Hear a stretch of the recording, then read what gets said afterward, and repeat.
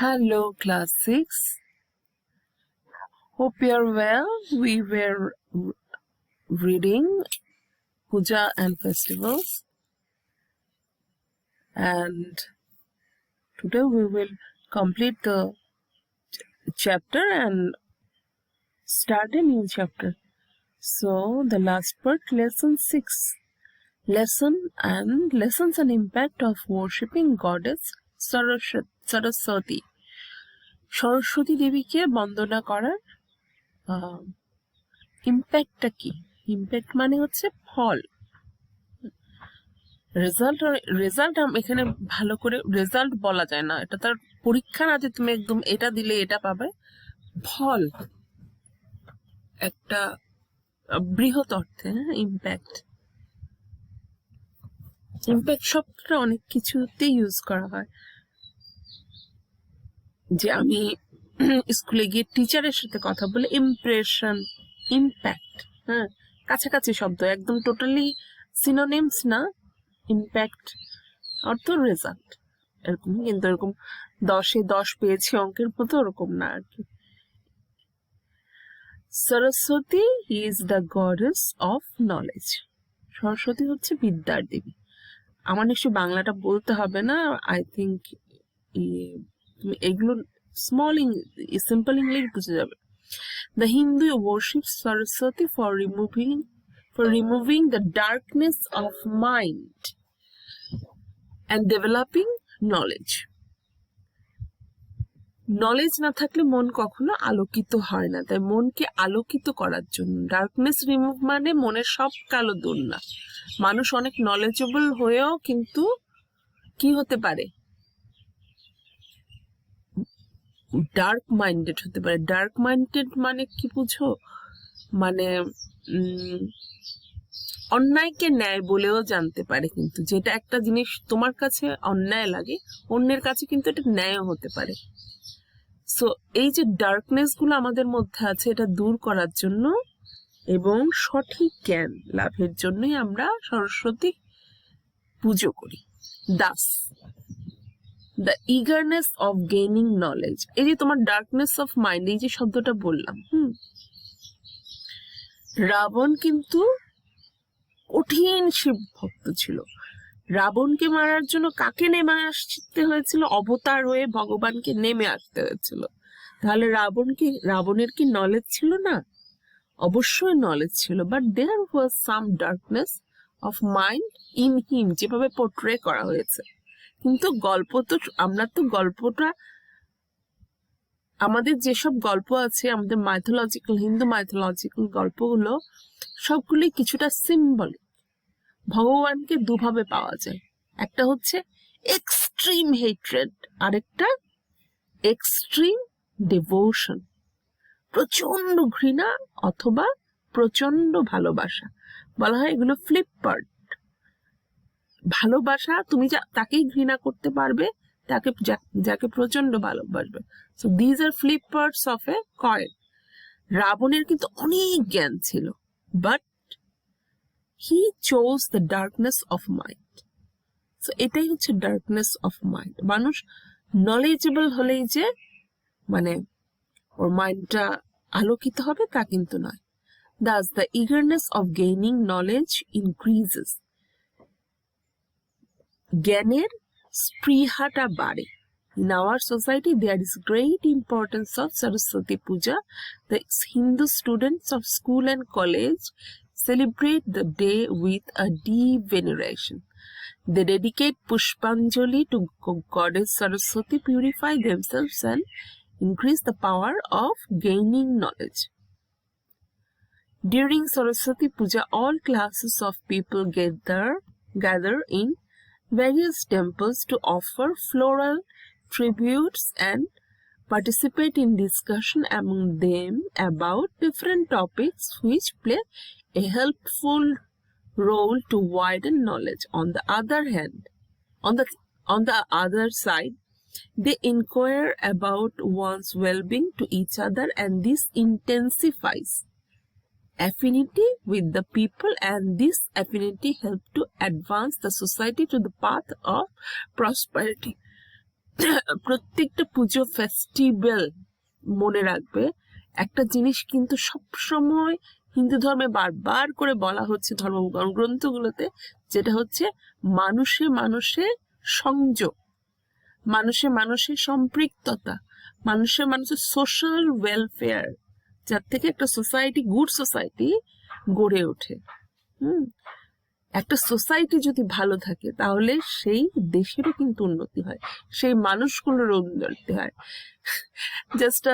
Just an example, আমরা যদি ঢাকায় তুমি যদি কখনো ঢাকায় পড়তে টড়তে যাও বা যখন কর্মক্ষেত্রে যাবে, দেখবে সার্টেন কিছু জায়গার লোক আছে, হ্যাঁ, তারা সেই জায়গার লোকদেরকে শুধু তাদের কোম্পানিতে চাকরি দেয়, সে যেমনই হোক। কিন্তু এর ফলে কি হয় জানো তো, ওই জায়গার লোকেরা খুবই উন্নতি করে যায়। আবার কিছু এরিয়ার লোক আছে, তারা নিজেদের এরিয়ার বা নিজেদের গোত্রের লোকদেরকে চাকরি দেয় না। বা যদি রাঙামাটির তো জানে আমি রাঙামাটি, ও রাঙামাটির আসছে, ওকে চাকরি না দেওয়ার চেষ্টা করবে, এরকমও লোক আছে। তাকে কি হবে, ওদের সোসাইটিটা আস্তে আস্তে নিচে পড়ে যাবে। সো সব সময় সবকিছু আমাদের ধর্মগ্রন্থে এটাই বলা হচ্ছে যে সৌহার্দ্য, সম্পৃক্ততা এবং সোশ্যাল ওয়েলফেয়ার। পূজা, ফেস্টিভ্যাল, বারোয়ারি যে পুজোগুলো, এগুলোর উদ্দেশ্য সমস্ত কিছুই মানে মানুষের মরাল ডেভেলপমেন্টের সাথে সাথে সমস্ত কিছু সোশ্যাল ডেভেলপমেন্টটাও করা। খুব ভালো করে এমসিকিউর জন্য রেডি হবে। আমরা শুরু করব chapter 6, moral education in religious tales, legends.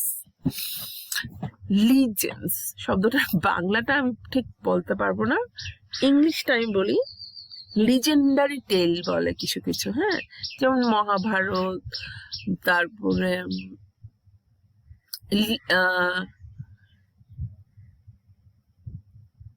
Ramayana, এগুলো লিজেন্ডারি টেলস। মানুষ কখনো কখনো লিজেন্ড হয়ে যায়, সেই রকম একজন লিজেন্ড মানুষ এই পৃথিবীতে, ধরো বিজ্ঞানের ক্ষেত্রে, আচ্ছা বিজ্ঞানের না, একজন পেইন্টার, অ্যান্ড আমার খুব প্রিয় পেইন্টার অ্যান্ড বিজ্ঞানী একজন আছে, তিনি হচ্ছেন লিওনার্দো দা ভিঞ্চি। হ্যাঁ, এরা হচ্ছে legends. Leonardo da Vinci, Albert Einstein, Rabindranath Thakur, ওনারা হচ্ছেন লিজেন্ডস। তা লিজেন্ডস অর্থ কি বুঝায়, যারা মানে যাদের অনেক জ্ঞান ছিল এবং হচ্ছে যে যাদের কোনো আসলে জুড়ি হয় না একটা সময় গিয়ে, এরকম ধরনের মানুষ, অথবা গল্প ক্ষেত্রে মানুষের ক্ষেত্রে আমরা ইউজ করি লিজেন্ড, আর গল্পের ক্ষেত্রে লিজেন্ডারি টেল টাইপের। হ্যাঁ, ওকে।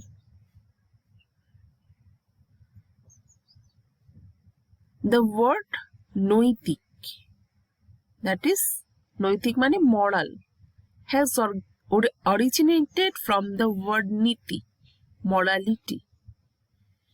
নীতি থেকে নৈতিকতা, নৈতিক শব্দটা এসছে। মরালিটি, মরালিটি কি? আচ্ছা, এখন moral education কি সেটা বলছি।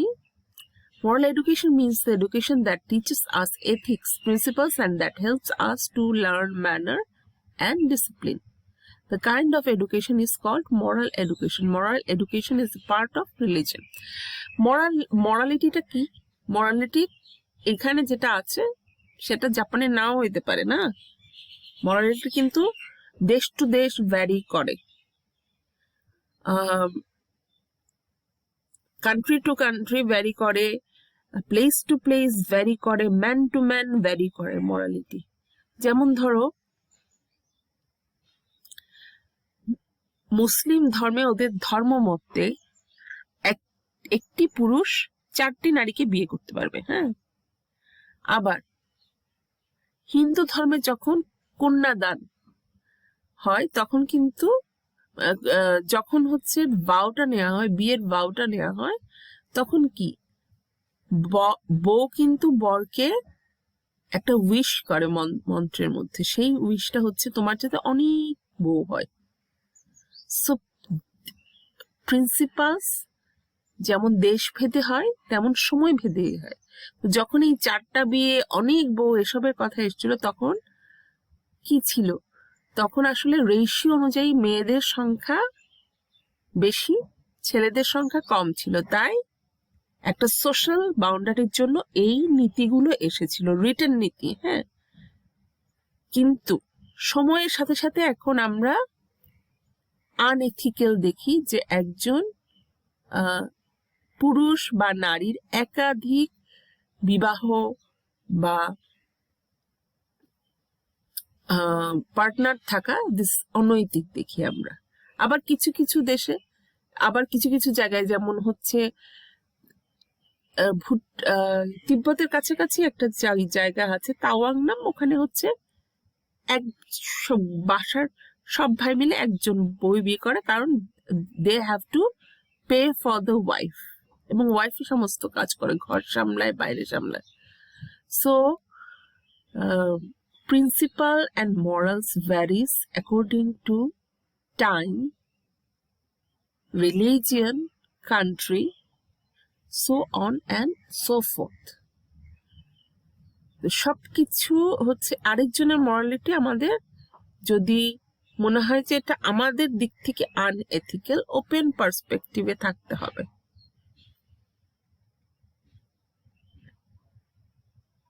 যেমন ideas and importance of truthfulness and forgiveness, which are parts of moral education, have been discussed in this chapter through important examples. Truthfulness, forgiveness, সব ধর্মে তোমার moral একটা প্রচন্ড moral strong value ধরা হয়, কিন্তু এই ট্রুথফুলনেসও হোয়াইট লাই কিন্তু সিনফুল ধরা হয় না। তুমি কাউকে বাঁচাবার জন্য, একটা ভালো মানুষকে বাঁচাবার জন্য মিথ্যে কথা বললা, সেটা কিন্তু সবসময় সিনফুল ধরা হয় না, আনমরাল ধরা হয় না। আনমরাল বলছে ইমমরাল ধরা হয় না, বরং তোমার নৈতিকতার দিক থেকে তুমি একটা মানুষকে, সঠিক মানুষকে বাঁচালে, যদি তোমার মিথ্যা কথা বলা হয় যে সেটা ঠিক আছে। তো মরালিটি ভ্যারিস, এটা তোমার তখন ডিসাইড করতে হবে, সঠিক নলেজ দিয়ে তোমার ক্যালকুলেট করে ডিসাইড করতে হবে what is right. Your morality is your own, what is right, what is wrong. But সেই বয়স এখনো আসেনি, তাই যেটা বই লেখা আছে আমরা শুধু সেই মরালিটিটাই ফলো করব, যতদিন পর্যন্ত আমাদের নিজস্ব মরালিটি ডেভেলপ হবে। So after reading this chapter আমরা কি কি করতে হবে? 2 ideas of truthfulness and forgiveness in the light of religious ideas. Narrate a religion connected to with proofs of the ideas of truthfulness and forgiveness. To narrate the importance of telling truth and forgiving in family, school and society. এটা সত্যি কথা, forgiving না হলে ফ্যামিলিতেও থাকা যায় না, স্কুলেও থাকা যায় না, সোসাইটিতেও থাকা যায় না। To explain the role of family in developing the habit of telling the truth and ideal of forgiveness. Okay, আজ এই পর্যন্ত। And about forgiveness, I want to say, প্রথম যেটা লার্ন করতে হয়, to learn to forgive yourself, নিজেকে ক্ষমা করা শিখতে হয়। অন্যকে তো আমরা ক্ষমা করে দিই, কিন্তু নিজেকে ক্ষমা করা খুব কঠিন কাজ, নিজেকেও ক্ষমা করতে হয়। Okay, bye for today. Have a nice day.